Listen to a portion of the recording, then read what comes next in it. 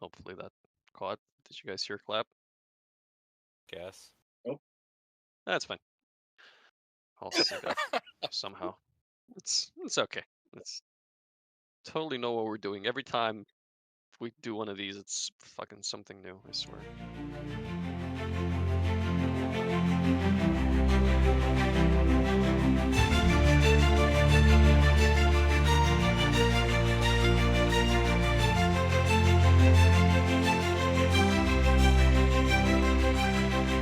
Hey everyone, welcome back to the Gung-Ho Book Club, a fair college trivia podcast featuring the thoughts of 3 online randos on books written by people who've done far more for universal literature than we can possibly hope to. Some of them, anyway. My name is Costin Becchiano, but you can call me Kazi. I've been running the Gung-Ho Geek site and socials and my mouth in some capacity for many years now, hobbying, writing, and hanging out with friends. Joining me is one such friend, wargamer, history buff, and all-around swell guy, FD. Hello. Who has more hobbies than you can shake a stick at, and is here to hopefully bring some gravitas to the shitheadery du jour. We're also joined by our resident West Virginian and self-avowed sword and sorcery scholar, Cowboy Cam Wooden. Howdy, howdy.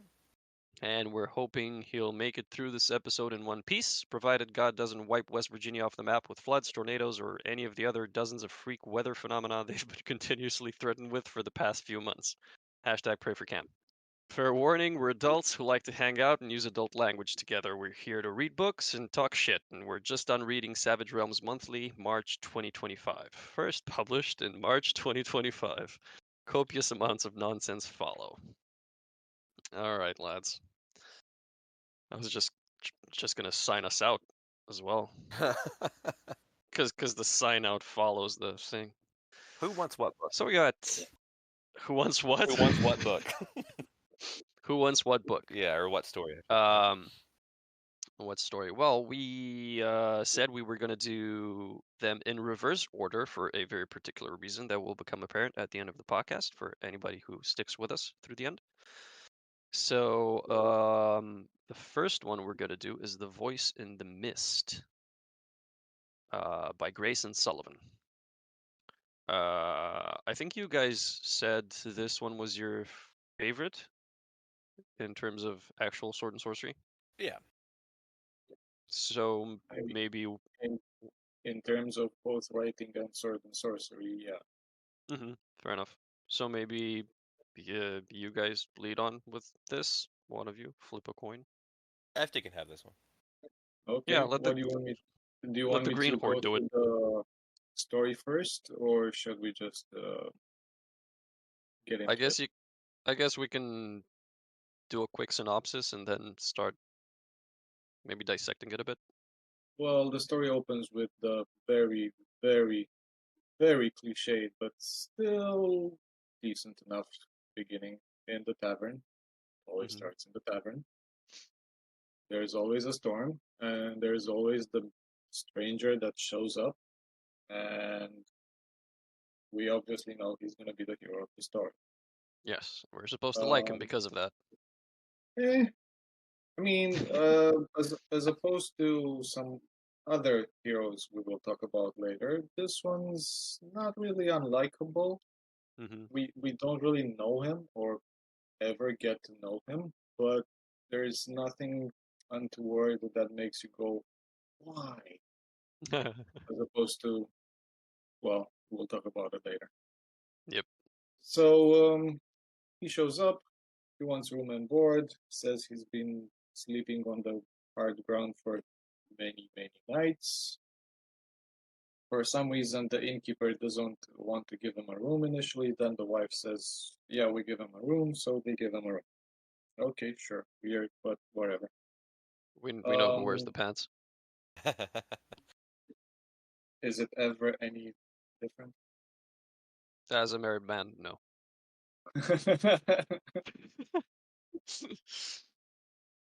Right. The innkeeper warns him that he should stay the night and leave well after dawn.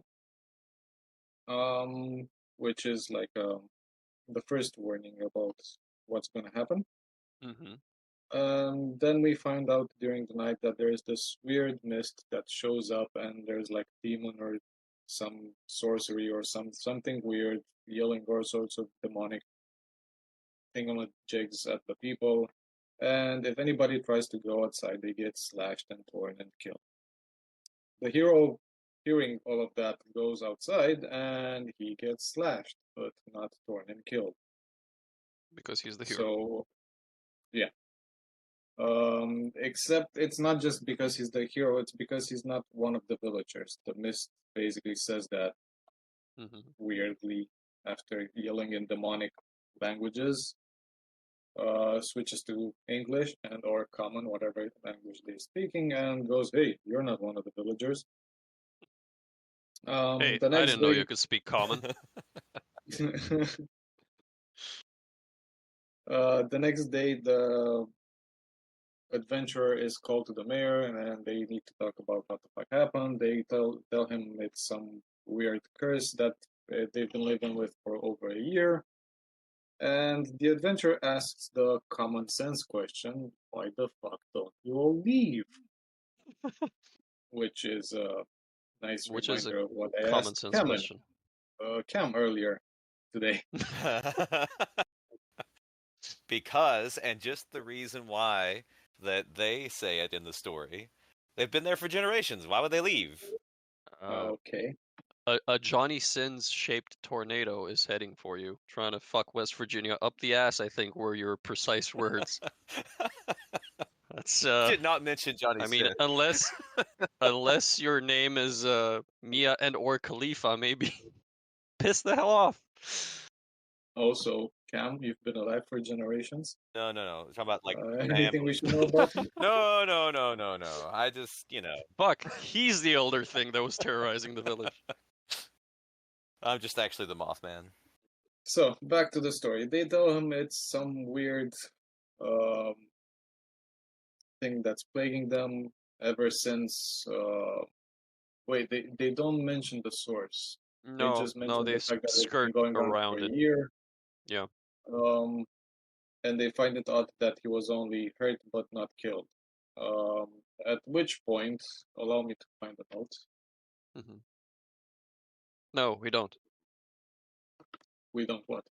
We don't allow you to find the notes. At Elevator which music. point, he says, "Tonight, Alnud, mayor of Burher,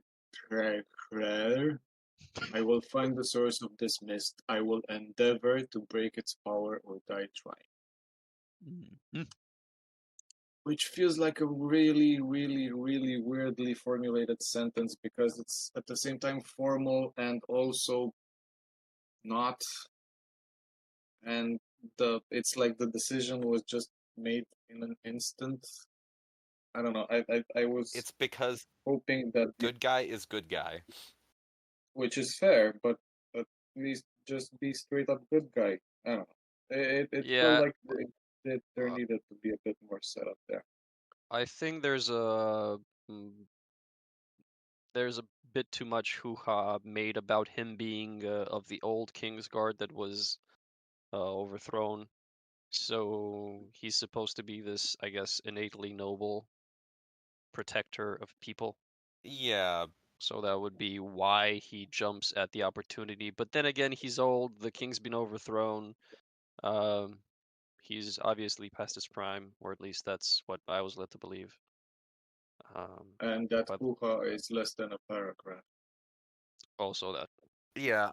I feel like you need more details of his backstory to try and kind of make him more relatable. Yeah. It's... Yeah, I think they could have done a bit more what's the word? Not retrospection. Info dump, at least. Yeah. I like explore the situation a bit more, or the backstory. But isn't this like author the first time he's ever published something though? No, he has published other things. It's the first time he's published in SRM. Okay. And this story, by the way, do the people who edit this collection actually edit? I did notice because I found some stuff too. There was I I found a typo and sent it over to Richard. I don't know if it was this story or another one of them. Yeah, I didn't make notes of any of the typos, but they were there.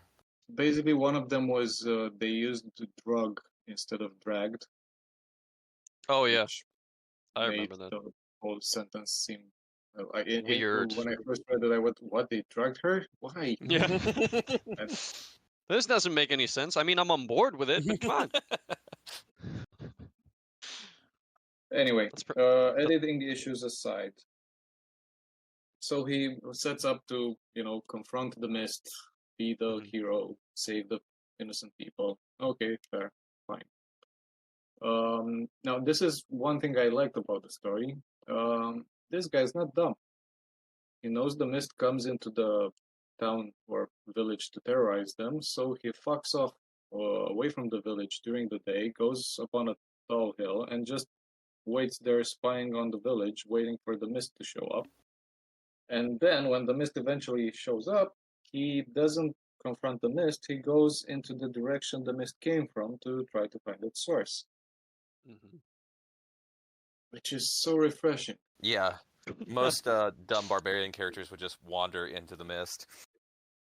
Or just wait for it. Yeah. And slash it. Yeah, baiting it to come at him, them, whatever. Have at thee, swish, swash. Buckle, buckle.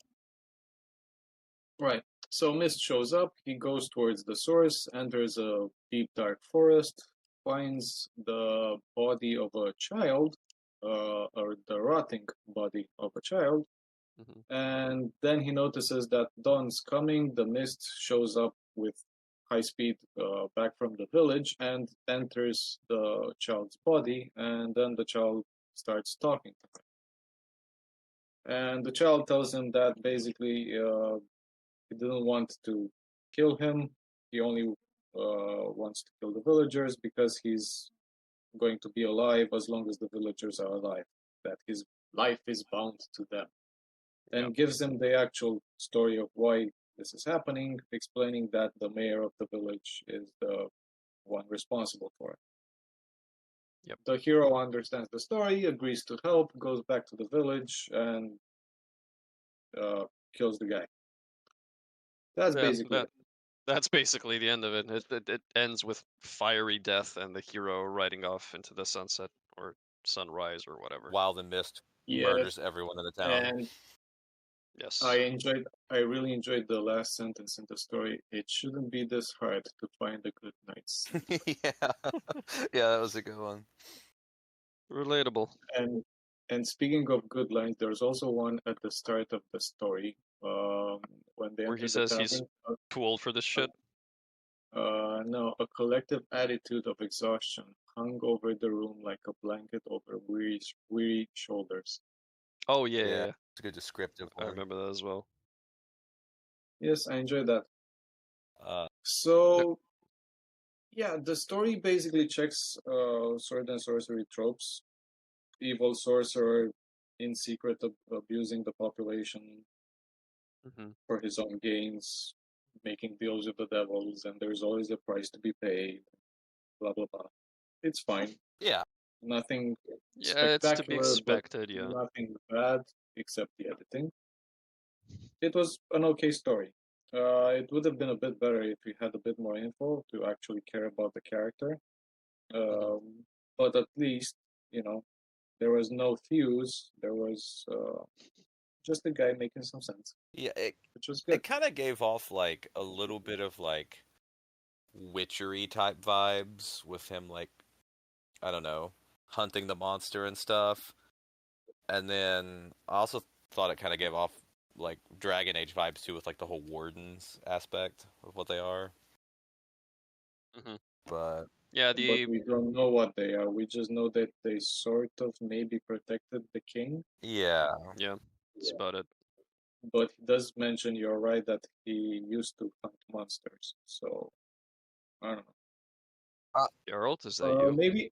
Maybe he'll write more stories and we'll get more info on. End of the thing, like the author thing at the end of it, it mentions that he has like story ideas floating around for it, and he has one in the planning that's set like back whenever he is like a warden and doing whatever.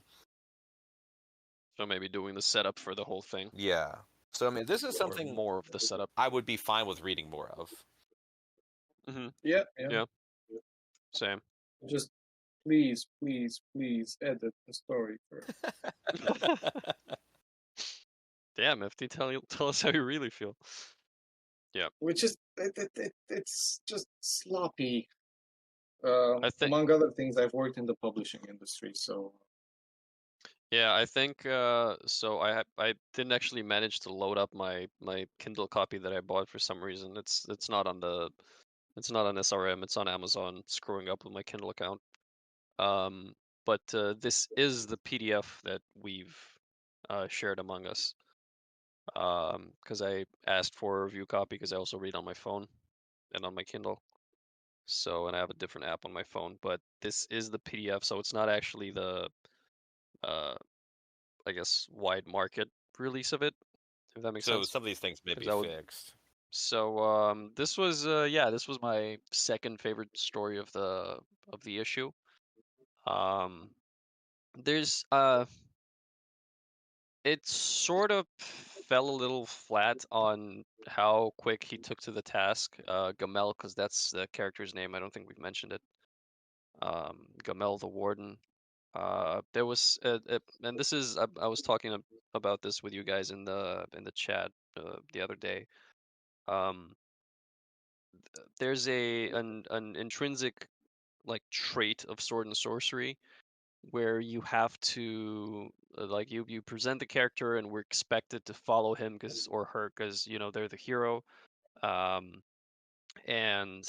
they're heroic and they do stuff and they they manage to come out on the other end of incredible odds stacked against them and so on and so forth.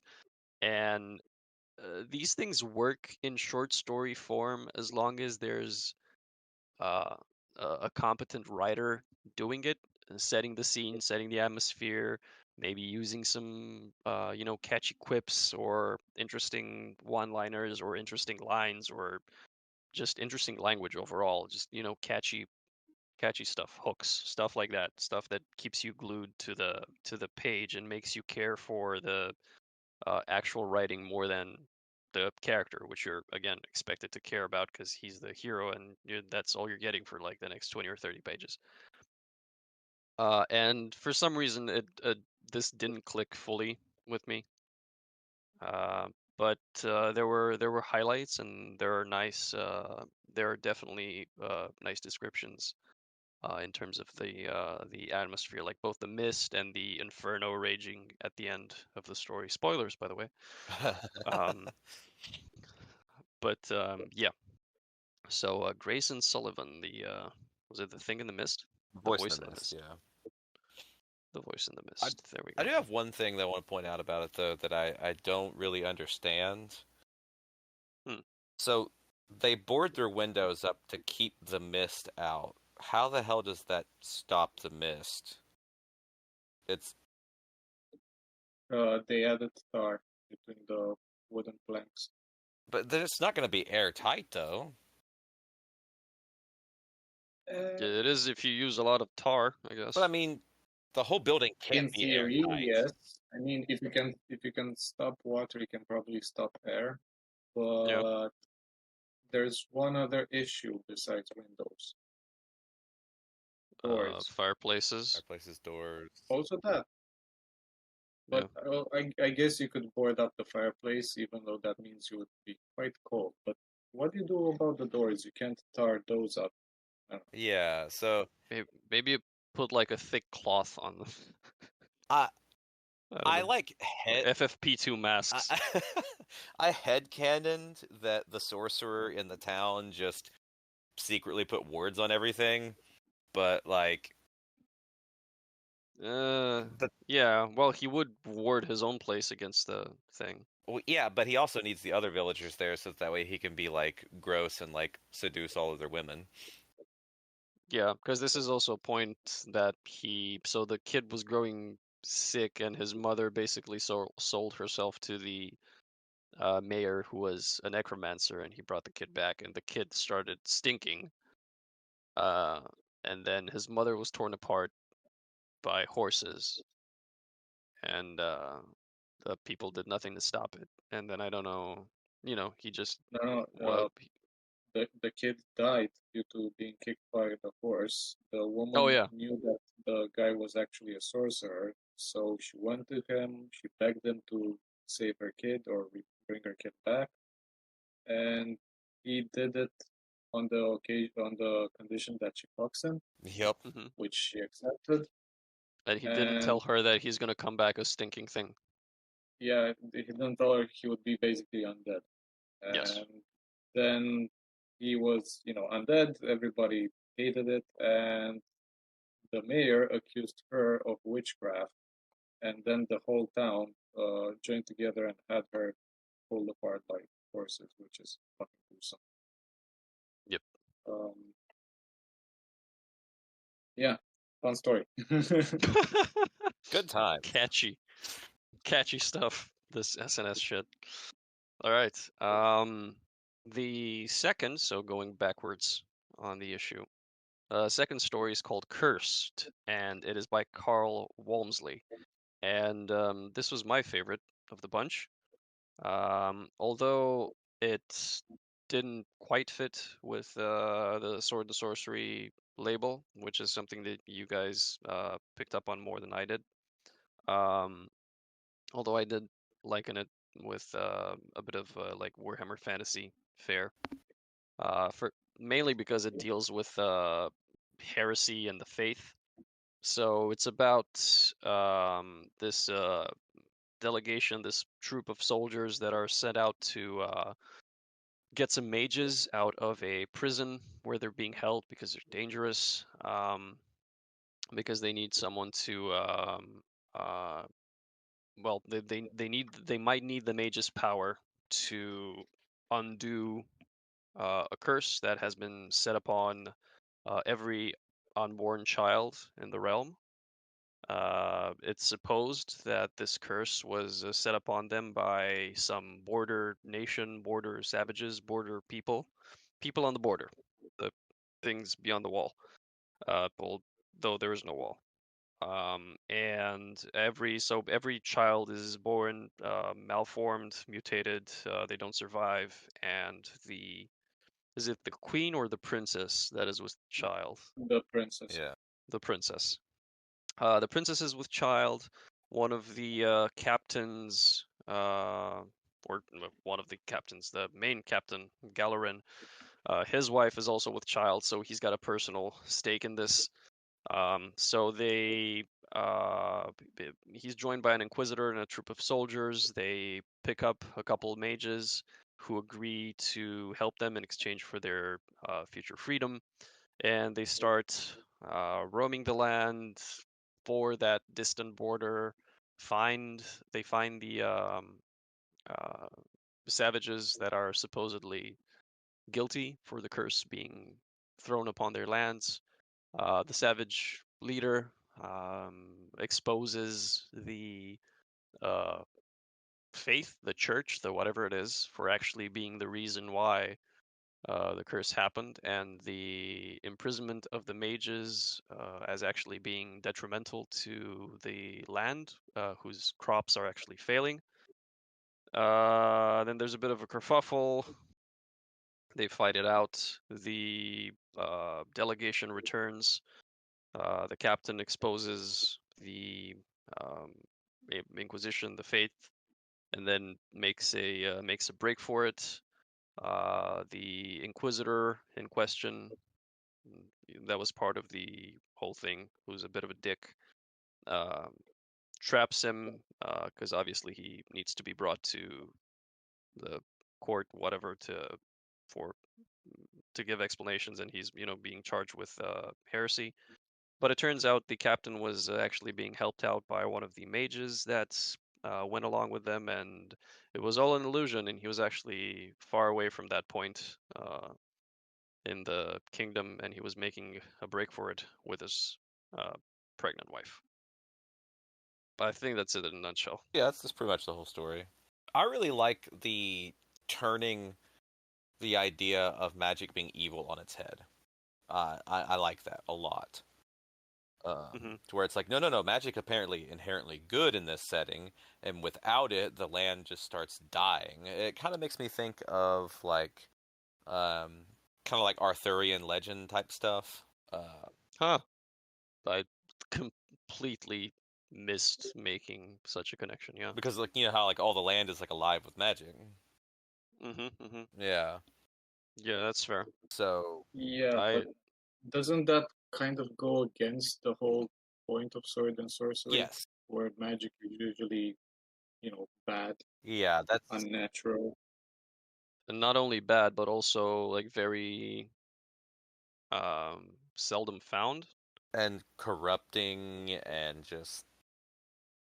I guess it was corrupting in this case as well. I'm just thinking there's a bunch of mages that are imprisoned there. That's true. It's like a whole like concentration camp It's of like a mages. whole prison, yeah, made of mages, and then there's like 20 of them who agree to hear their terms, and then there's 2 that actually go with them. Like there's a bunch of magic users. There's a bunch of fucking Jedi in this place. Yeah, it's... Again, I don't consider this sword and sorcery, but I do consider it a good story. It was fun. It kept me in it for the entirety of it. I might be doing it a disservice by not going into the like all the ins and outs, but I think it's actually better that way in terms of spoilers. There were enough interactions between the Inquisitor and the Captain and a bunch of the other characters to build most of them up that you cared, about the right people. The magic is also interesting in terms that you have to you lose part of yourself as you're casting it, because I think one of the mages was pulling his fingernails out in order to cast some spells at some point. With his teeth. With his teeth, no less, yes. Which, yeah, I'm not gonna try that. It seems fucking painful. Yeah, no, So, it was a good story. And I just bothered by the fact that it's not sword and sorcery. Not sword and sorcery. Yeah. Yeah. That's my only complaint for it. Like, if we were reading a magazine that was dedicated to high fantasy pulps, sure, be perfect fit. Yeah. But I also know these guys kind of play fast and loose with the rules too of what they call sword and sorcery, because like we've got like that Kara Black stories, which I love, but they're really more like post-apocalyptic kind of... It's supernatural. Yeah. Basically. Or like Monster Hunter International post-apoc. Yeah. Which... more than its SNS, but yeah. But it still also has a little bit of sword and sorcery vibes to those as well. Yeah, it's the whole archetype of the hero, I guess, is the main, which we sort of get here. It's even that doesn't exactly gel with sword and sorcery, because you never get like the courtly type. You never get the captain leading the army of men, working for the crown. You get the outlaw, you get the barbarian, you get the like sword for hire, you get the pirate king queen thing. Yeah, or in general, yes, but there are exceptions, and there's a notable Conan story where he is recruited to lead an army. Yeah, and also King Conan. Well, he ends up. But yeah, but I meant in this particular instance, his position is almost identical. I'm sorry, I don't remember the name of the story, but it's the one with the Shivatas the thief inadvertently waking up an ancient sorcerer while trying to rob a pyramid. And then later on, there's the princess going out disguised as a civilian, trying to find somebody to lead her armies, and she finds Conan stumbling drunk out of the tavern. Yes, as he does. Yeah. I know. And she recruits him, and he does a sort of good job, but things go south. You know the story, I'm assuming. Yes. But the point is, he was the pretty sure exact same position. He was trying to save the princess, being the captain of her guard/army, kind of the. Yeah, but I guess a little bit different since initially he stumbled out of a bar. This guy's a career military man, is what I'm. Fair. I think is it Shadows in the Moonlight? You should know this, Cam. No, Shame on you. it's not Shadows in the Moonlight. I don't think. Tornado blew your brains out. I know this one. I can even picture the scenes like of the comic adaptation of it in my brain. I know you can. It's not. That's fine. Yeah, it's whatever. I'm sure it'll come to you at a later date when, bricks are flying around you and stuff. Oh yeah, probably. Yeah. So, but yeah. So, yeah, Carl Walmsley, Cursed. And also a very simple, very catchy title. You know you're dealing with a curse when reading the story, when coming across the story. Oh yeah. I was also gonna say they changed the about the author interview like structures a bit from the previous issues. Have you noticed, Cam? I did not notice actually. Yeah, they've got different questions now. I think there's fewer of them, maybe. But yeah, it's a different different setup. It's no longer the favorite thing is no longer in the middle of the thing. They're asked right at the end, and I was really intrigued by the fact that the author said he was reading book 17 in the Dresden Files, which is a name I haven't heard in a long ass time. I think since I played the RPG. I don't know if it was Cortex or a different system, but this was like, I don't know, 15 years ago maybe. Right. I don't know anything about the Dresden Files. I just know it exists. Yeah, it's a fantasy series that my girlfriend really enjoys. So maybe we can talk about it at some point. I'm okay with that. I think she might be up for it. I don't know. You can take a back seat. She can take your place. I'm fine with it. I'm fine with that too. But yeah, as I used to be into Harry Dresden back in the day. I don't know why I fell off the wagon, but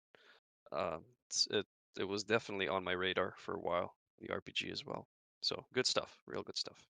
I guess shall we skip backward to the first? Sure. In the Jungles of the Thing God by Tim Gerstmar, which the title In the Jungle of the Thing God had me reading it and rereading it a couple times to make sure I got it right. Yeah, that's a very awkward title. It's yeah. It's I was looking at it and I'm alarm bell. What is it? The what? It's the first alarm bell. Oh, yes. You're right. Yes. When I first started reading the story, it was like, okay, whatever, and then the pirate captain woman comes up to not Conan and starts talking to them. You mean not Belit comes up to not Conan? Yes, that's true. And yes. Then he asks, like, why hasn't she been raped? If she's not, yeah, I was like, what the fuck? Ian would have loved this story. Yeah, no. So that was the second red flag. That was strange. That was fucking beyond strange. And then not only is that like horrible, and you can't even blame this on sword and sorcery. It's meant to be blah blah blah blah. No, this is just bad writing, and I don't know, asshole author, I guess. Yeah. But how would you expect people to want to like a character whose first words are basically "Why woman not rape?" Yes, it's crazy. And then, beyond that, rather than later on, I quote the same character. Just as you have destroyed my only love, referring to the same woman. Whom he This bedded like happens, a handful of times. This happens like 24 hours later. Yep. And like 27 pages later. Something like that. Well, you see, rather than like 27 short chapters later. Rather than us explaining to you guys that watch this what this story is, what you should do is go read Robert E. Howard's Queen of the Black Coast about Conan, because this is the same fucking story, and it pisses me off that it's the same fucking story. Yeah. But no, it was an homage. It was totally not a ripoff. Yeah, like when I got to the end of it and went to the author interview and Sullivan said that it was an homage, I was like, that wasn't an homage. That's not what homage means. You keep using that word. I don't think it means what you think it means. Like, if he had just had a female pirate captain and then, like, the not Conan character, and then they go off and do adventures, that would be an homage. Yeah. But it's beat for beat, after you get past the weird-ass intro, the same story as Queen of the Black Coast. It's just like a super condensed version of it. Yeah, with mediocre writing being super condensed. And I don't... And he doesn't even try to change the names. The ship's called the Hellcat instead of the Tigress. Like... And it's still the flying ape, monkey, winged creature thing. Things. Yeah. Oh my god. It...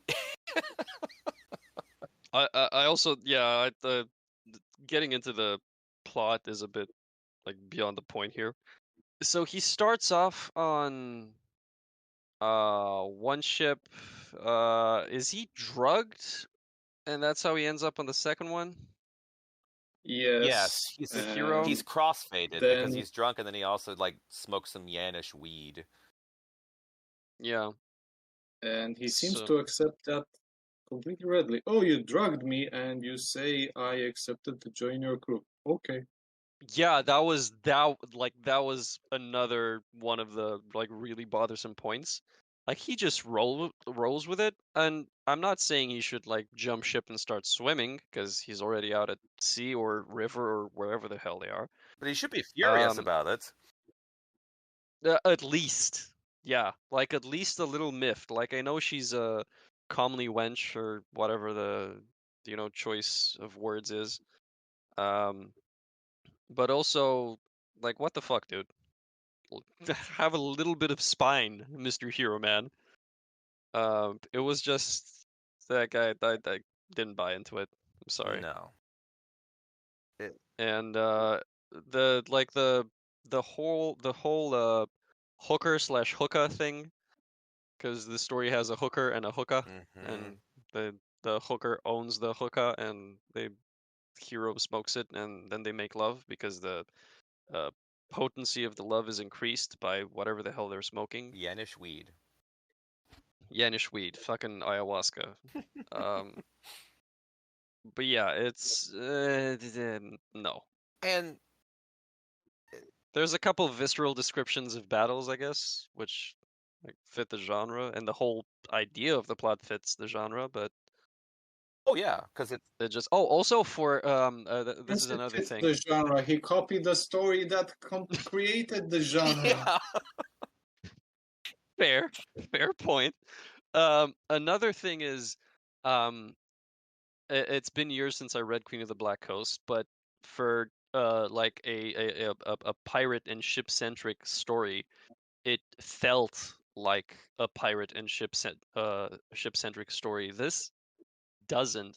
Like they could have been on a cart in a desert. Yeah. And it would have had the same dynamic. Like you don't feel like they're actually sailing. It doesn't. But they talk about how they're very good at fighting on the ship. They may not be good at fighting on the land, but they're much better at fighting on the ship. Yeah, and they're also the rulers of whatever the hell place the thing. They're the kings of Nun Flun. There's something. I think that might have just been a sort of the Nag the Delta comedy. or Kings of Metal, or Kings of whatever the fuck we're doing. Fair enough. Fair enough. Kings. Yeah, because she was the yeah. I think it says she was the queen of the Nag. Yeah, the queen of the Black Coast. Yeah, because her crew all comes from the Black Coast. Which again is a bit of a poor choice of words, because calling a woman queen of the Nag is maybe that was the point, though. like, yeah, smoke this, man. Like, leave me alone, woman. Smoke it, dude. It's really good. I've been telling you for years. I know. I was here. Bro has a pothead girlfriend.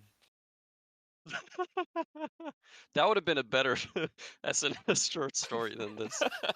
The hero has a pothead girlfriend that keeps getting him into trouble. Yeah. Like, they smoke and then wake up in a forgotten jungle somewhere looking for this long lost artifact. He's like, "Fuck! How did we get here? Dude, where's my boat?"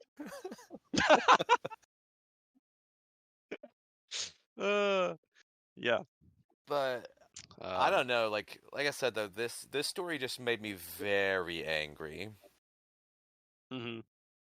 Because you can't just copy a plot and then say it's a new story and call it an homage. That's not how that works. Yeah. Yeah. You also can't have your hero ask a woman why she hasn't been raped thus far. We just I know I keep coming back to it, but we just watched the second season of the 1923 Yellowstone prequel series. Yeah. Which we're heavily invested in, because it's first of all, good westerns, and then just good cinema, I think. And there is, in the second season, there is a woman sheriff who features, and she's a fucking badass, and it's like the great casting choice and a great role and just a great script, because Taylor Sheridan's the fucking man. And she comes across men who don't believe that she's a sheriff and don't believe that she should be a sheriff. And the person who is the most taken aback by this and kind of takes offense at it is one of the villains of the show. So, and even he doesn't. I don't think he completely goes there. Like, there's some innuendo, I'm pretty sure, but not of that caliber. Not just flat out asking why she hasn't been raped yet. Yeah, at least not in my recollection. And he's a fucking asshole, that guy. So another thing that I noticed that was weird in it is when they were in the ruined city, and there's all the images on the walls, they refer to them as cartoons. Huh. No. Cartoon or comic? Was it cartoon? It's cartoon, yeah, I think, because that's what I have in my notes. But yeah, no, there's a lot of weird vocabulary. I noticed the cartoon, didn't write it down, but I found another one later. The tribesman rolled forward into the pit and landed broken and akimbo on the stone floor. Oh yeah, akimbo as well. Yeah. That was that made me look up the word and its etymology and try to figure out what the fuck, why is that used there? And I think I know why, but I still. Is it akimbo when you have two things in your hands? Yeah, it's basically used for dual wielding guns these days. That's what I was thinking. It's also used when you have a body stance where you have your hands on your hips and your elbows far apart, wide out. Oh, like the Superman thing? It kind of, yeah. It's a stance. So that's also called akimbo. It completely took me out of the story, because the only other place that my mind went back to akimbo being used is Jerry's Uncle Pecos in Tom and Jerry. And I don't know if you guys know this episode, but it's when Jerry's. I've been rewatching these with my kid, okay? But also, I know them by heart. It's Jerry's singing uncle who's a Yeah, the one Western. with the banjo, right? Yeah, the rising Western star, and he comes to town and he's oh Kimball, that guy. So that's when my mind started playing when I saw the word, and I was already not enjoying the story. Like I was totally not invested, and then it just completely took me out. So yeah, that's kind of where we fell on these. Question for you though, Costin, because for where we Yes. read the Thongor story, so we have to bring up Thongor every issue of everything. Yeah, it's in the contract. Yeah. Is this better or worse than Thongor? Ooh. um, I want to say it's worse because I read 3 Thongor books. That's true, and I would not read another book of this one. No, I would not. Because why would I? I can just read the Conan novels. Yeah, I would see what I would go to the author a bit and see what the story was inspired by, and just find the Howard story and just read it. Yeah. Even if it was completely original, the language and the choices there. I mean, the rape bit and the language bits with the cartoon and the Kimbo and stuff. No, dude. Yeah, there was some weird, uninspired, and downright like dumbfounding choices. Bad choices. Don't make them, kids. They're bad. Oh, also, I have a note here for page 7 that he like literally paraphrases something Conan says. Hold on. Oh. Page 7. Oh, he says, what good is a world without things that I can see and touch and taste? Yeah, dreams have no flavor. I laugh at them. Give me what is real. Like, come on. Let me pull up the quote from Queen of the Black Coast. Dreams have no flavor. I laugh at them. Yeah. As soon as I saw those, I was thinking of Barney as well. Which is technically not a bad thing. No, but in this story, it further is, I guess. Yeah. Also, the name of the first mate, Kiev. We kept calling him Steve. I just kept thinking of like the war in Ukraine. Oh, with Kiev. Because of Kiev. Yeah. Yeah. Fair. Okay. Here's the Conan quote that I thought of, which is, I'm gonna narrow this down a bunch, but he says that let me live deep while I live. Let me know the rich juices of red meat and the stinging wine of my palate and the hot embrace of white arms and the mad exultation of battle when the blue blades flame and crimson and I am content and stuff like that. It's like, and it also mentions if life is an illusion, then I am no less an illusion, and being thus the illusion is real to me. Like, yeah, but see, that's like actually thought-provoking. Yes. Yeah. So not only does it copy, I mean, this was definitely thought-provoking, just not in the way possibly the author would have liked. Yeah. Not only does it copy the book, it also paraphrases actual quotes from the book. Mm-hmm. I got So, since you were saying that what we got isn't probably the final issue, maybe they edit the whole story out and replace it with something else. I'll have to see when my Kindle loads, but I mean, I'll read that story. I'll tell you that much. Press X to doubt. Can I press X to delete? Can I? I'm gonna stop making wrestling jokes because they're fucking lost. Yeah. But yeah, Matt Hardy delete. Insert Matt Hardy delete here. Yeah. This was out of, what is it, Cam? We did Jan, Feb, then January 2021, and this is our 4th SRM? I think so, yes. I think, yeah. This was a bit of a weaker entry, I guess. Yeah. There wasn't yeah, go ahead. I was just gonna say, kind of a dip in quality just compared to the ones that we have reviewed, and then from my memory of the other ones that I've read. Yeah, because you've definitely gone through way more of these, because you have like a full year's worth. Yeah. I was gonna ask if anything similar in terms of this particular story featured in those. Oh, If you like could one that like just copied another completely. story? Yeah, that too, but also one that maybe like bewilders you completely in so many ways. Not that I can remember. I remember there being some that I Mm. didn't like, but I don't remember there being some that I was just Completely hateful of. yeah, and then just dumbfounded by its existence. Yeah, fair enough. Yeah.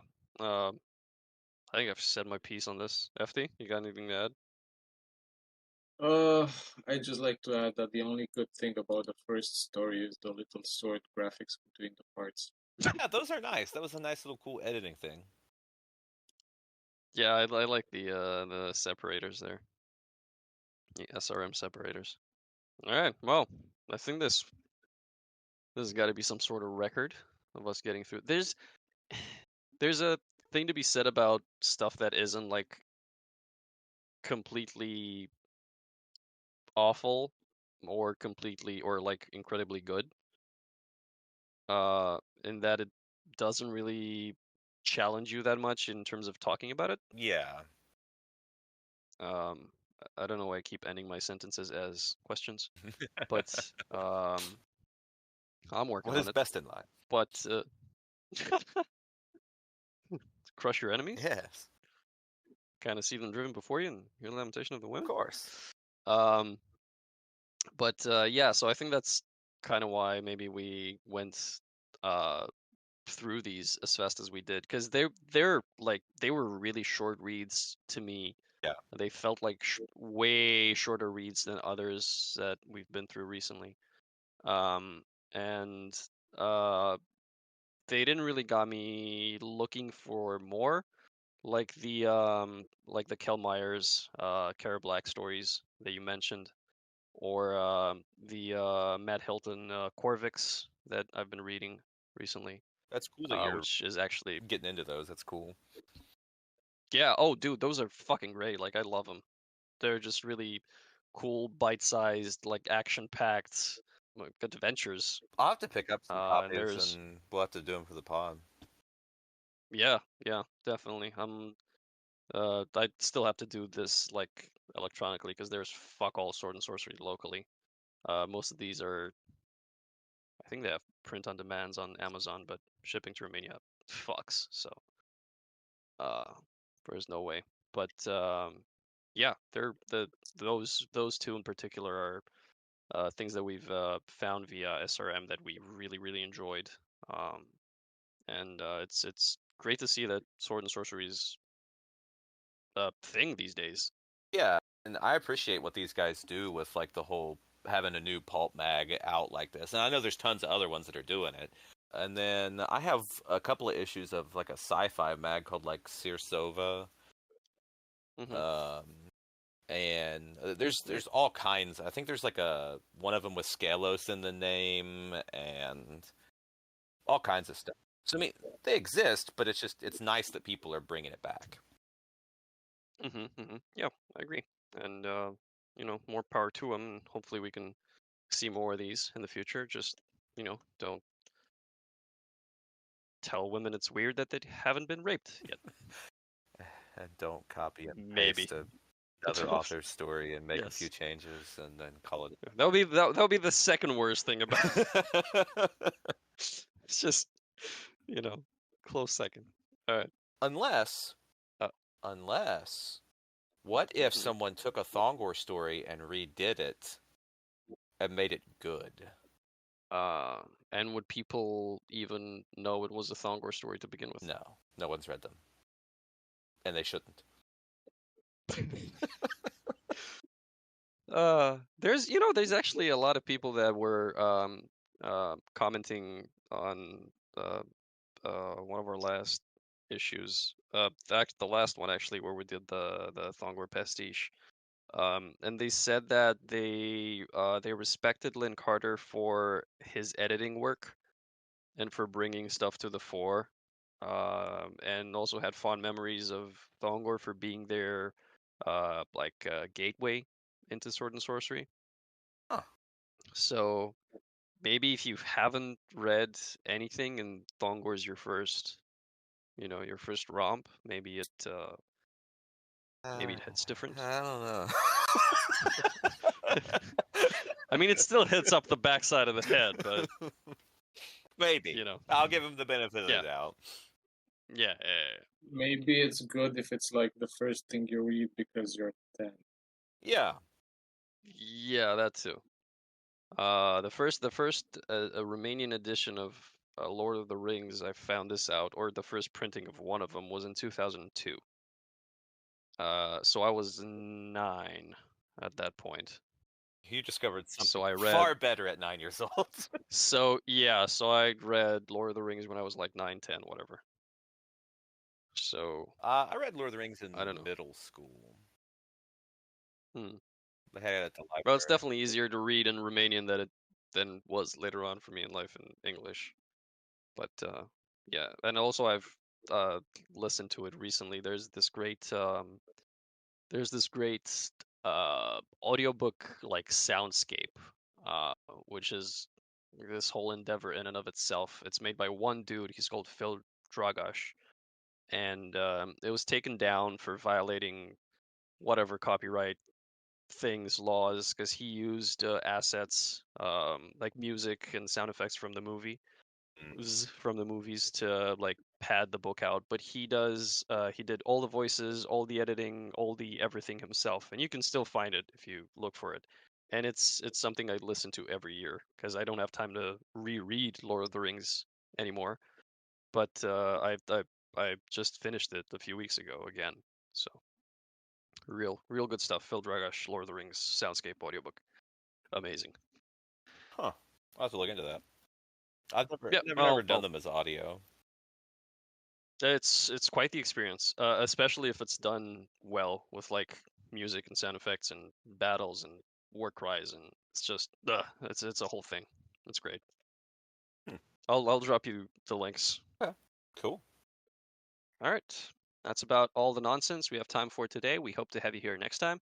If you want to follow the page and keep up with the podcast or the rest of the content we post every week, you'll find all relevant links in the description below.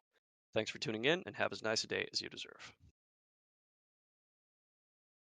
Not the first guy with his rape thing, though.